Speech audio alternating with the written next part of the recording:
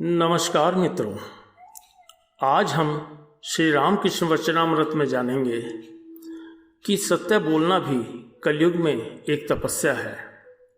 निष्काम कर्म करना क्या बहुत कठिन है, और जो बंधनों में बंधा वो जीव है और जो मुक्त हुआ वो ही शिव है। और इसके अतिरिक्त ढेर सारा ज्ञान। कृपया ध्यान से सुने और श्रद्धापूर्वक सुने। तो आइए चलते हैं श्री रामकृष्ण वचनामृत रूपी इस वट वृक्ष के तले।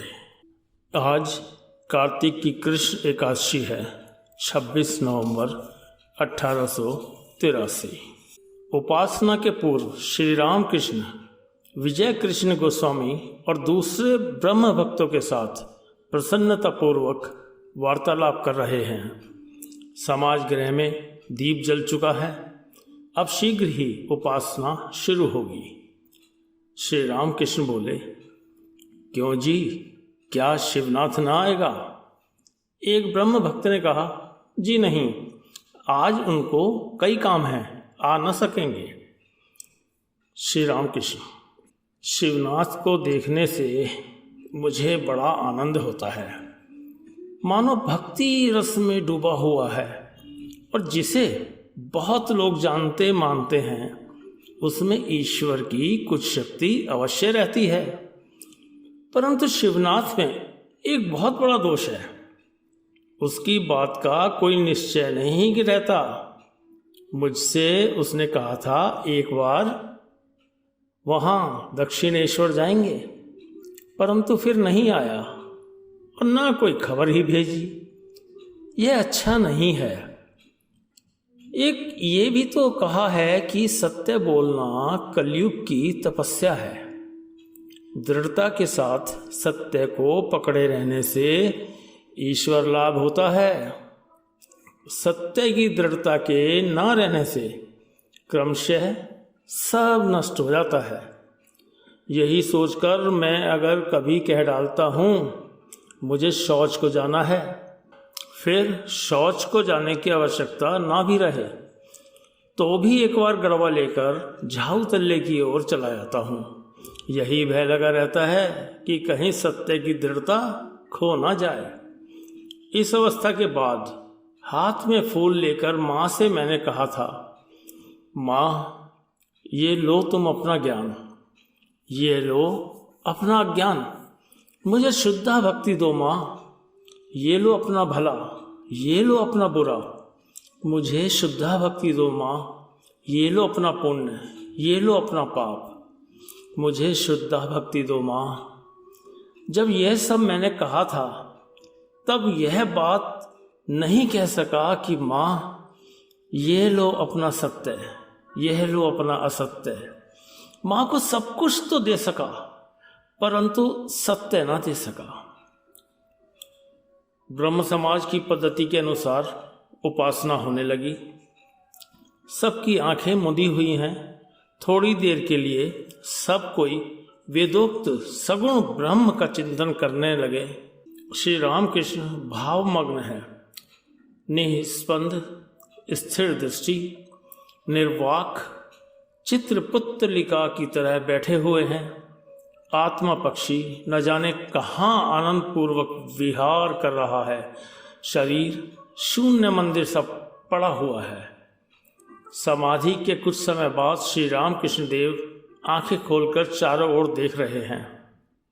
देखा सभा के सभी मनुष्य आंखें बंद किए हुए हैं।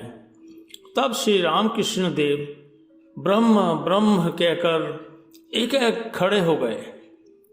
उपासना के बाद ब्रह्म भक्त मंडली मृदंग और करताल लेकर संकीर्तन करने लगी। प्रेम और आनंद में मग्न होकर श्री रामकृष्ण भी उनके साथ मिल गए और नृत्य करने लगे। सब लोग मुग्ध होकर यह नृत्य देख रहे हैं। विजय और दूसरे भक्त भी उन्हें घेर कर नाच रहे हैं। कितने लोग तो यह दृश्य देखकर ही कीर्तन का आनंद लेते हुए संसार को भूल गए। नाम अमृत पीकर थोड़ी देर के लिए विषय का आनंद भूल गए। विषय सुख का स्वाद कटु जान पड़ने लगा।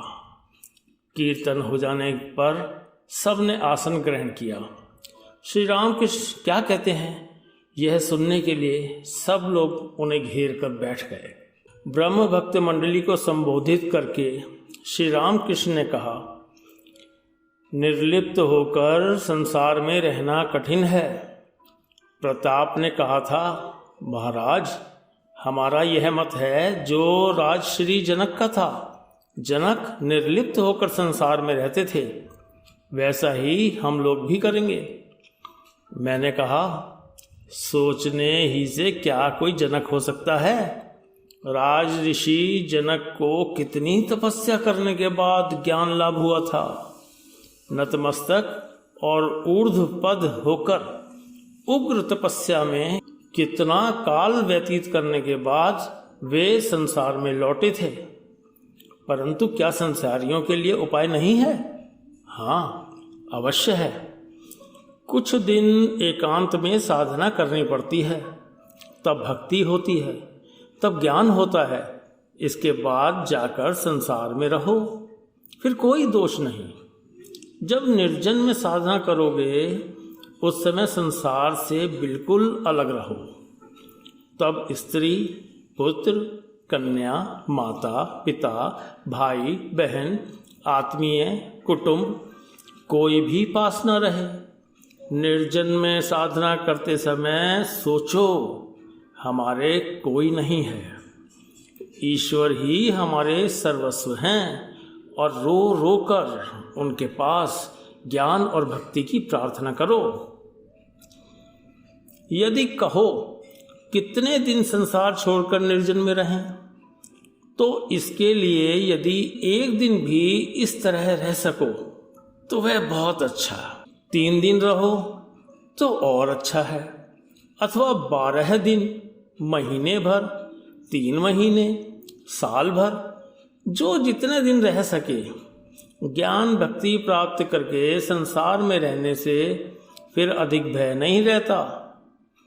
हाथों में तेल लगाकर कटहल काटने से फिर हाथों में उसका दूध चिपकता नहीं है।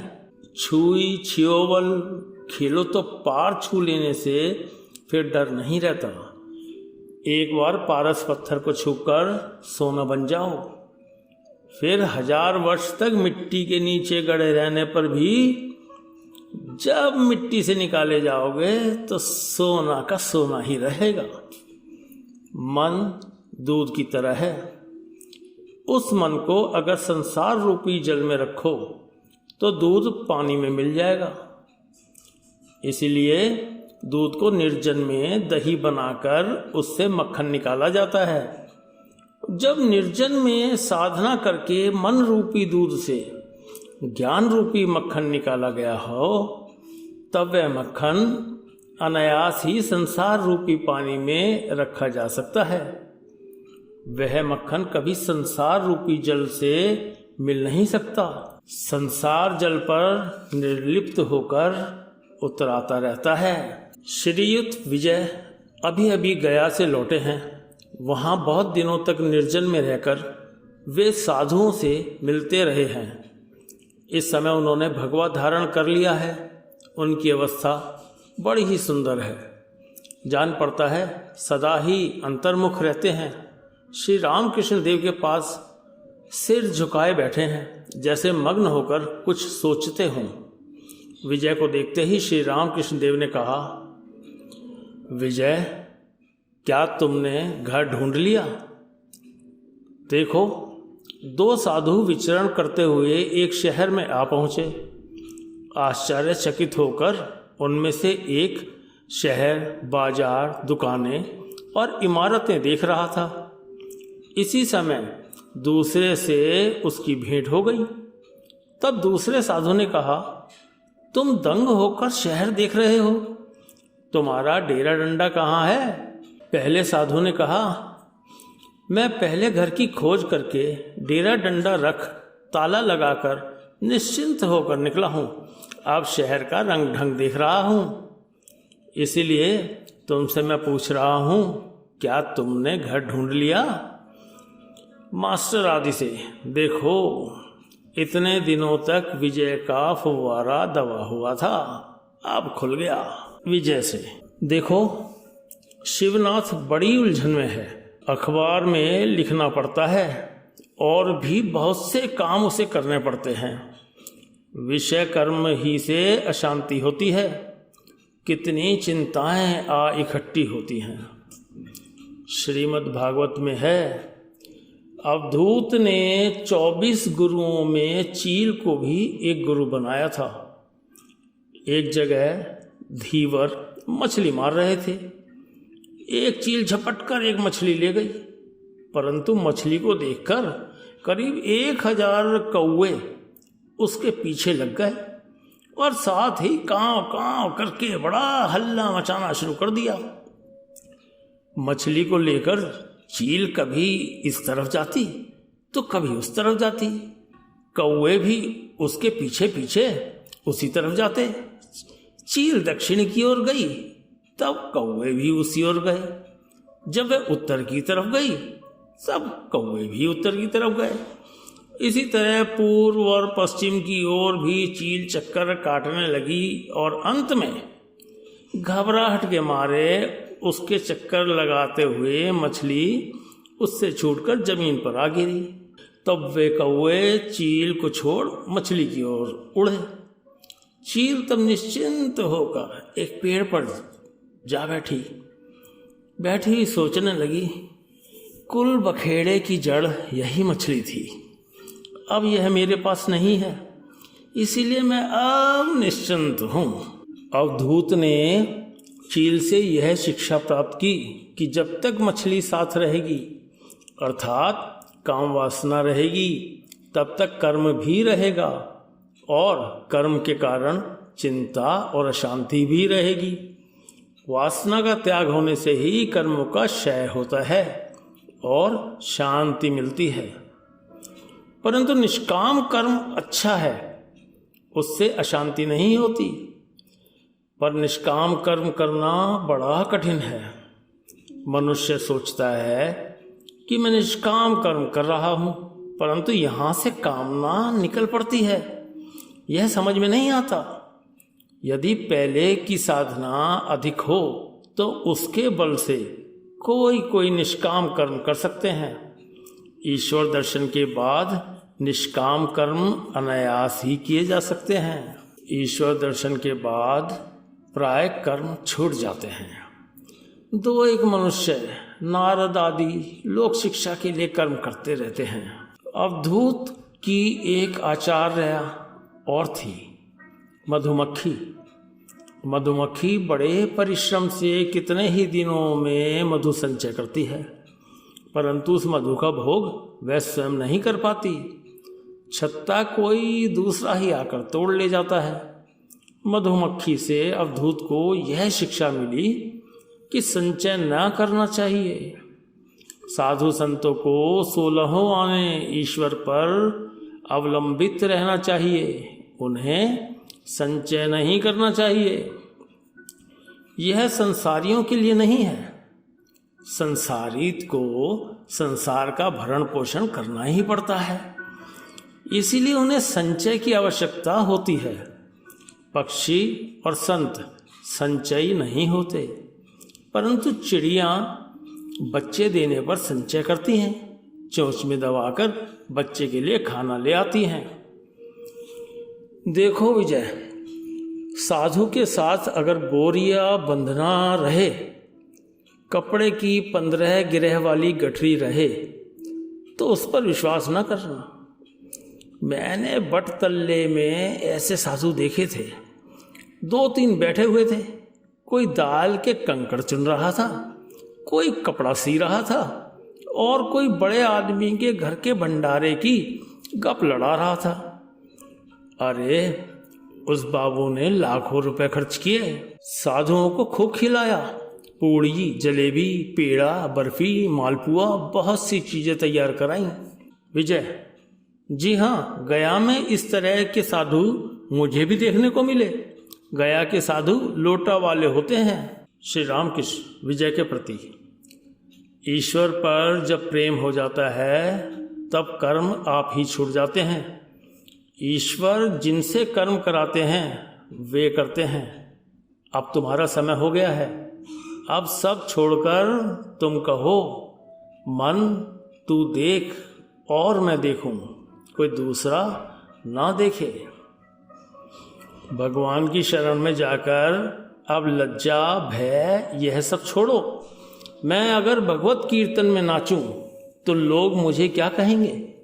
यह सब भाव छोड़ दो। लज्जा, घृणा और भय, इन तीनों में किसी के रहते ईश्वर नहीं मिलते। लज्जा, घृणा, भय, जाति, अभिमान, गुप्त रखने की इच्छा, ये सब पाश हैं, ये सब बंधन है।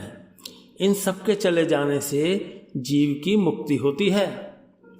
बंधनों में जो बंधा हुआ है वह जीव है, और उससे जो मुक्त है वही शिव है। भगवत प्रेम दुर्लभ वस्तु है। पहले पहल पति के प्रति पत्नी की जैसी निष्ठा होती है, वैसी ही यदि ईश्वर के प्रति हो तो ही भक्ति होती है। शुद्ध भक्ति का होना बहुत कठिन है। भक्ति द्वारा मन और प्राण ईश्वर में लय हो जाते हैं। इसके बाद भाव होता है। भाव में मनुष्य निर्वाक हो जाता है, वायु स्थिर हो जाती है, कुंभक आप ही आप होता है। जैसे बंदूक दागते समय गोली चलाने वाला मनुष्य निर्वाक हो जाता है और उसकी वायु स्थिर हो जाती है। प्रेम का होना बड़ी दूर की बात है। प्रेम चैतन्य देव को हुआ था। ईश्वर पर जब प्रेम होता है तब बाहर की चीज़ें भूल जाती हैं, संसार भूल जाता है, अपना शरीर जो इतना प्यारा है वह भी भूल जाता है। ऐसी बातचीत हो रही है, ठीक उसी समय कुछ और निमंत्रित ब्रह्म भक्त आकर उपस्थित हुए। उनमें कुछ तो पंडित थे और कुछ उच्च पदाधिकारी थे, राज कर्मचारी। उनमें एक श्री रजनीनाथ राय भी थे। श्री रामकृष्ण देव कहते हैं, भाव के होने पर वायु स्थिर हो जाती है। अर्जुन ने जब लक्ष्य भेद किया तब उनकी दृष्टि मछली की आंख पर ही थी, किसी दूसरी ओर नहीं। यहाँ तक कि आंख के सिवाय कोई दूसरा अंग उन्हें दिख ही नहीं पड़ा। ऐसी अवस्था में वायु स्थिर होती है, कुंभक होता है। ईश्वर दर्शन का एक लक्षण यह है कि भीतर से महावायु घर घर आती हुई सर की ओर जाती है, तब समाधि होती है, भगवान के दर्शन होते हैं। जो पंडित मात्र है किंतु ईश्वर पर जिनकी भक्ति नहीं है, उनकी बातें उलझनदार होती हैं। एक पंडित ने कहा था, ईश्वर नीरस है, तुम लोग अपनी भक्ति और प्रेम के द्वारा उसे सरस कर लो। जिन्हें वेदों ने रस स्वरूप कहा है उन्हें नीरस बतलाता है। इससे ज्ञात होता है कि वह मनुष्य नहीं जानता ईश्वर कौन सी वस्तु है, इसीलिए उसकी बातें इतनी उलझनदार हैं। एक ने कहा था, मेरे मामा के यहाँ घोड़ों की एक बड़ी गौशाला है। उसकी इस बात से समझना चाहिए कि घोड़ा एक भी नहीं है, क्योंकि घोड़े कभी गौशाला में नहीं रहते। किसी को ऐश्वर्य का, वैभव, सम्मान, पद आदि का अहंकार होता है। यह सब 2 दिन के लिए है, साथ कुछ भी ना जाएगा। और धन का अहंकार भी ना करना चाहिए। अगर कहो धनी हूँ तो धनी भी एक से बढ़कर एक है। संध्या के बाद जब जुगनू उड़ता है तब वह सोचता है इस संसार को प्रकाश मैं ही दे रहा हूँ, परंतु तारे ज्यों ही उगते हैं कि उसका अहंकार चला जाता है। तब तारे सोचने लगते हैं हम ही लोग संसार को प्रकाश देते हैं। फिर कुछ देर बाद चंद्रोदय होता है, तब सारे तारे लज्जा से मलिन हो जाते हैं। चंद्रदेव सोचने लगे मेरे ही आलोक से संसार हंस रहा है, संसार को प्रकाश मैं ही देता हूँ।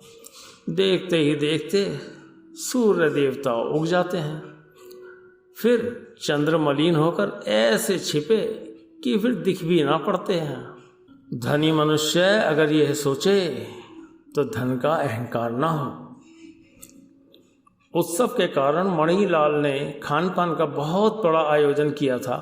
उन्होंने यत्नपूर्वक श्री रामकृष्ण और समवेद भक्त मंडली को भोजन कराया।